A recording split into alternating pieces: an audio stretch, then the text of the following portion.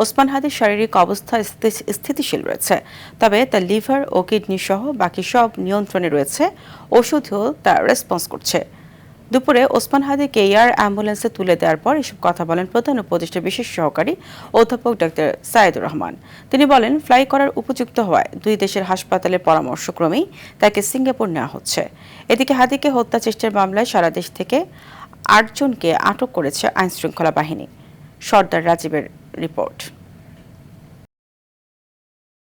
মাথায় গুলিবিদ্ধ ইনকিলাব মঞ্চের মুখপাত্র শরীফ ওসমান বিন হাদিকে সিঙ্গাপুরে নেয়ার উদ্দেশ্যে দুপুর ১:১টায় এভার কেয়ার হাসপাতাল ছাড়ে অ্যাম্বুলেন্স বহর। এরপর পৌনে ২টার দিকে ঢাকা ত্যাগ করে তাকে বহনকারী বিশেষ এয়ার অ্যাম্বুলেন্সটি।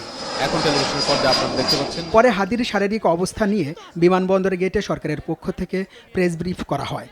এতে বলা হয়, গুলিবিদ্ধ মস্তিষ্ক ছাড়া লিভার ও কিডনি সহ ওসমান হাদির বাকি সব নিয়ন্ত্রণে রয়েছে।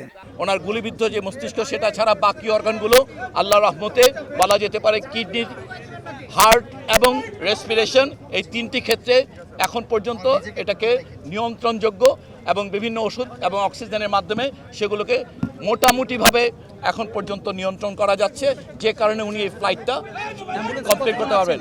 এ সময় সবার দোয়ায় ওসমান হাদির ফিরে আসার প্রত্যাশা করে সাইদুর রহমান বলেন, তার চিকিৎসায় সব ধরনের সহযোগিতা অব্যাহত রয়েছে।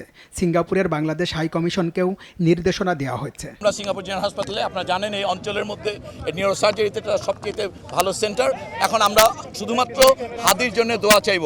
আমরা আশা করব যে সবাই আপনারা দোয়া করবেন। আল্লাহ যদি সাহায্য করেন, অবশ্যই হাদি একটা মাত্রার সুস্থতা নিয়ে ফিরে আসতে পারবে। গত শুক্রবার সন্ত্রাসীদের গুলিতে গুরুতর আহত হন ঢাকা ৮ আসনের সম্ভাব্য স্বতন্ত্র প্রার্থী ওসমান হাদি। পরে ঢাকা মেডিকেলে জরুরি অপারেশন শেষে এভার কেয়ার হাসপাতালের আইসিইউতে নেওয়া হয় এই জুলাই যোদ্ধাকে। সর্দার রাজীব, RTV, ঢাকা।